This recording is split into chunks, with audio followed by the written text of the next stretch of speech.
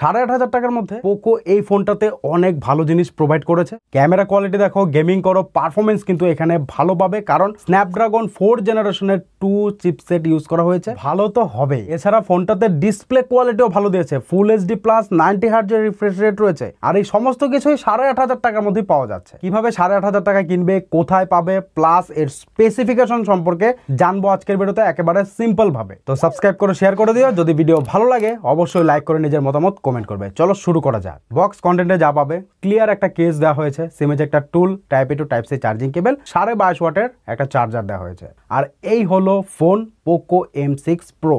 Look design পছন্দ হবে, glass back panel দিয়েছে, ইনহ্যান্ড ফিল বেটার পাবে। বক্সি ডিজাইন দিয়েছে, ম্যাক্সিমাম ইউজারই পছন্দ করে।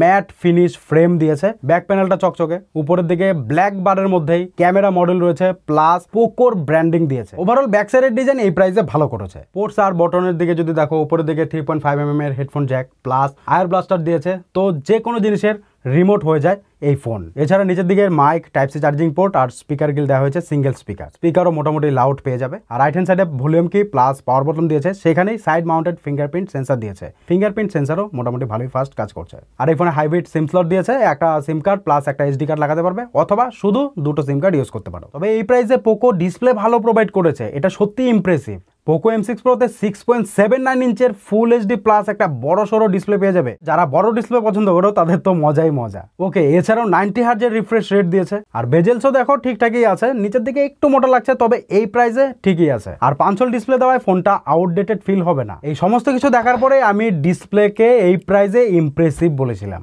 আর বাকি 550 নিটসের ব্রাইটনেস দিয়েছে, যা ইনডোরে তো সমস্যাই হবে না, বাট আউটডোরে হালকা স্ট্রাগল করবে।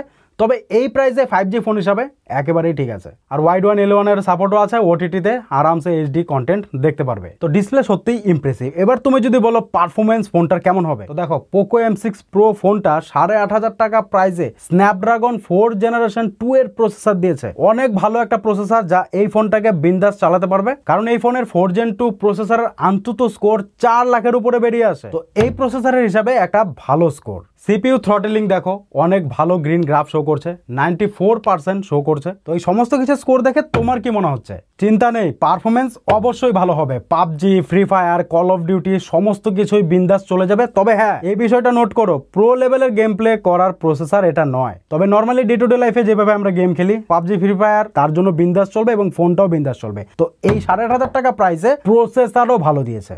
এছাড়াও এই ফোনের স্টোরেজ টাইপও ভালো দিয়েছে, UFS 2.2। এই প্রাইসে সত্যি ভালো। তো ফোন সত্যি ফাস্ট ফিল হবে।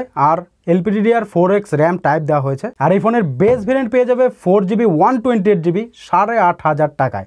এর উপরেও রয়েছে 6 128GB আর 8 256GB। এবার সফটওয়্যারের দিকে তুমি যদি দেখো, MIUI 14 দিয়েছে, যা Android 13 এর উপরে রান করছে। আর পোকো প্রমিস করেছে 2 বছরের সফটওয়্যার আপডেট প্লাস 3 বছরের সিকিউরিটি আপডেট প্রোভাইড করবে। তবে ভাই, ফোন অন করতে ব্লুটুথ দেখতে পারবে, যা তুমি নিজে থেকে আনইনস্টল করতে পারবে। আর একটা কাজের জিনিসও রয়েছে, এই ফোনের নিজস্ব ডায়ালার দিয়েছে, যে কারণে তুমি কল রেকর্ডিং আরামসে করতে পারবে। এটা কিন্তু অনেক কাজের। এখন বাকি রইল ক্যামেরা। তো ডুয়েল ক্যামেরা সেটআপ দিয়েছে, একটা 50 মেগাপিক্সেলের মেন ক্যামেরা আর একটা 2 মেগাপিক্সেলের ডেপথ বা পোর্ট্রেট লেন্স বলতে পারো। ক্যামেরা কোয়ালিটি ডিসেন্ট পাবে, কালারও মোটামুটি ভালোই পেয়ে যাবে, HDR এ ফটো ক্লিক করতে পারবে। আর সামনের দিকে 8 মেগাপিক্সেলের সেলফি ক্যামেরা পেয়ে যাবে। ফ্রন্ট আর ব্যাকে 1080 30 fps এ ভিডিও শুট করতে পারবে। তো প্রাইস হিসাবে ক্যামেরা কোয়ালিটিও তুমি ঠিকঠাক পেতে চলেছো।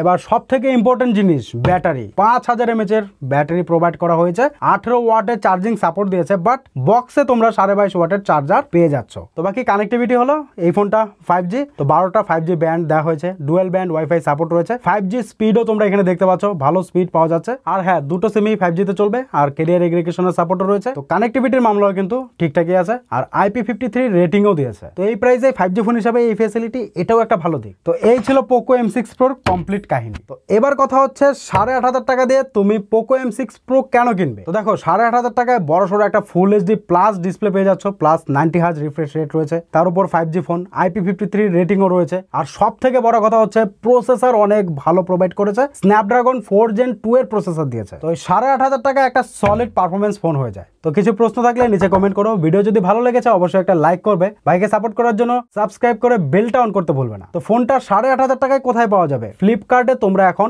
উইথ কার্ড ডিসকাউন্টে পেয়ে যাচ্ছ।